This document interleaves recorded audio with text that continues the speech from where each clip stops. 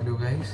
So today's topic, we are talking about the second chapter of the book Beyond Good and Evil, written by Friedrich Nietzsche. So the second chapter name is Free Spirit. In this chapter, Nietzsche is telling us a hypothetical person or a concept of hypothetical thinking of Nietzsche, and the hypothetical character, he named him Free Spirit. He's also a philosopher, the Free Spirit, and Friedrich have given him some personal traits for a philosopher. The first trait he have given him, that the Free Spirit will be shaped on the basis of its hard work and discipline. So the Free Spirit, the concept of the Free Spirit, he'll be characterized or shaped by how does he work in this particular world, and the concept he believes in and the discipline he works for. The second concept or the second personal trait Frederick has given him is he will ask difficult question and uncomfortable question which are not generally asked by the philosophers. So the free spirit, concept of the free spirit, is to find the truth. If the truth is ugly, he'll find it.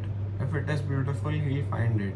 Regardless of the condition of the truth, the work of the free spirit or the concept of the free spirit is to find the real truth. So he'll ask some difficult and ugly question to people just to find or just to get the core of the truth. Third property. So they will be extremely aware of their own susceptibility and delusion. So it means the concept of the free spirit, he'll be susceptible, or he'll know the places where he could be corrupt or lean towards a biasness. So he'll examine every question or every biasness he has, or every ideology he's currently thinking or following.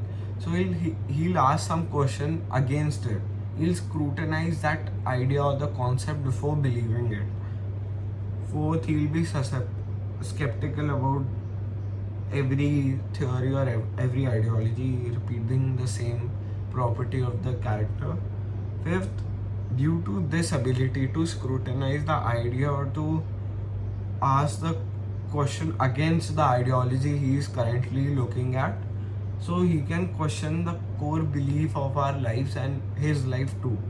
The core belief where we are biased to something because of our childhood or our previous experiences. They can examine their whole world and ideology, repeating the same point, and he'll be open-minded. So the character of free spirit, he'll be open-minded to everything just to get the knowledge of everything.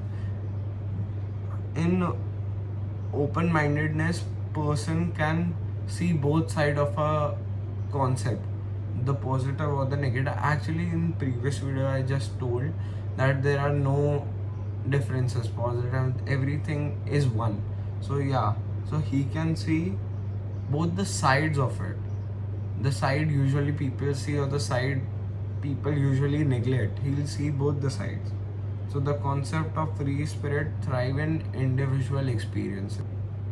So now Frederick, after telling the personal criteria or the personality of the free spirit, now he tells something about his life and how the free spirit is living it. So Frederick says, few are made for independence. It is a privilege for the strong. And it is true in many ways that truth is not always very sweet and beautiful. Sometimes truths are very much ugly, and some truth can destroy one's knowledge about life.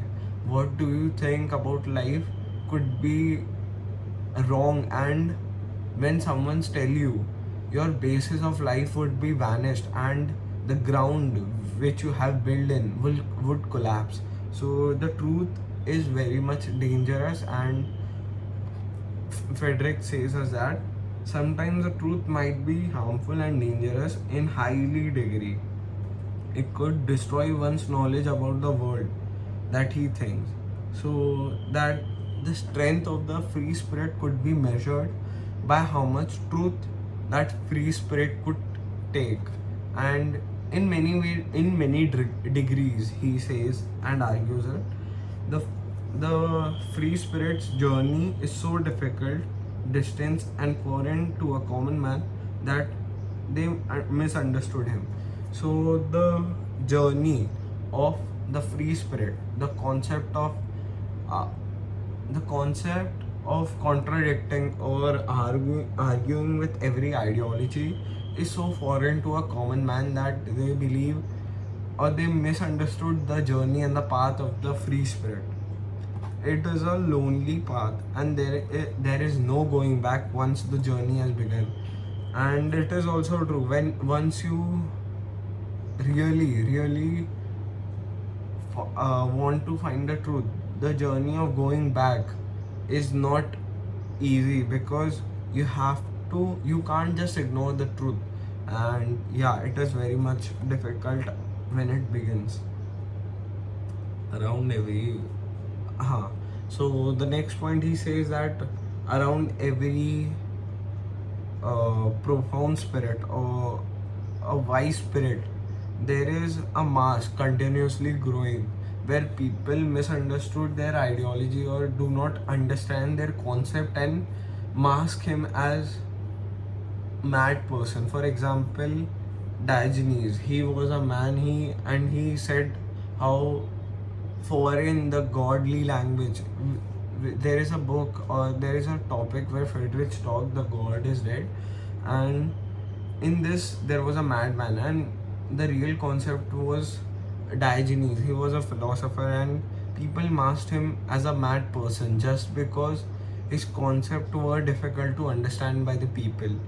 And yeah, this happens everywhere. If some wise men give you some knowledge, and the people who don't understand him or doesn't agree with him will categorize him in some way and will not take him seriously, as they'll consider him an opposite to a humanity side. So it is repeating in our history that people are given mask for something, and they are not understood in their manner on or their opinions. Interpretation about this is, Frederick says, when a profound spirit, people interpret them wrong. People interpret them wrong because people could not swallow the truth, or are not capable of handling the truth, and this helps them to keep a comfortable life and suitable life. So when they disagree to something which is truth but shakes their concept of life, they easily categorize that person to a fellow who is not mentally well, or whose words are not to be taken seriously for. People will stick to their concept because they soothe their egos, and it helps them to get a comfortable or live a comfortable life. So Nietzsche says the free spirit is isolated and misunderstood by the common man, is a tragic necessity. So he says that misunderstanding the free spirit is natural, and people will tend to do that. They'll misunderstand because his idea is so different from every other ideology. So yeah, and then Friedrich talks about the stages of morality.